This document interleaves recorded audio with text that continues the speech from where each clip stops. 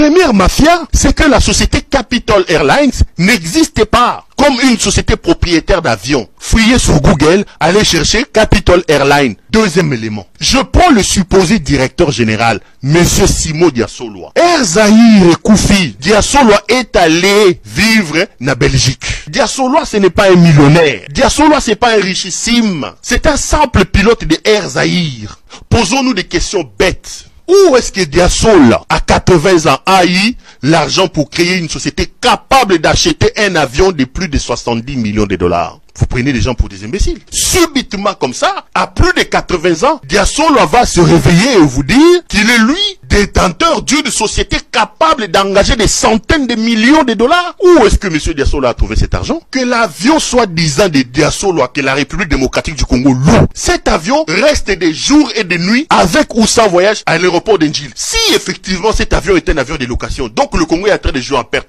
voici comment Tshisekedi s'est organisé pour détourner l'argent et se faire de l'argent avec cet avion. Il a créé cette société-là, Capitole là.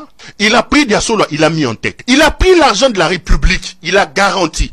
Ils ont acheté des avions qui sont allés immatriculer dans un paradis fiscal, Saint-Martin. Et lui et Diasoloa, ils ont immatriculé. Maintenant, pour doubler la République, c'est là où le cynisme, le sadisme de M. Tshisekedi atteint son paroxysme. Parce qu'il roule la République doublement. Il ordonne au gouvernement de signer un contrat de location avec la société de Diasoloa. Que dit ce contrat de location? Le contrat de location de Diasoloa fait payer, lorsque l'avion est en vol, 17 000 $ l'heure location de cet avion-là. Sans compter le carburant que la République doit prendre en charge, sans compter l'équipage qui est pris en charge par la République, sans compter la maintenance que la République prend en charge. Mais quand l'avion est au sol, le contrat stipule qu'il est payé forfaitairement comme s'il avait volé pendant 5 heures. Mais puisqu'il est au sol, au lieu de payer 17 000 $, la République paye 12 000 $. Donc, si c'est vrai que Tshisekedi n'a rien à voir avec la société Capitole, pourquoi alors une société qui nous fait louer les avions, quand nous finissons l'utilisation, pourquoi nous ne renvoyons pas cet avion-là loué auprès de son propriétaire? Pourquoi on ne renvoie pas cet avion?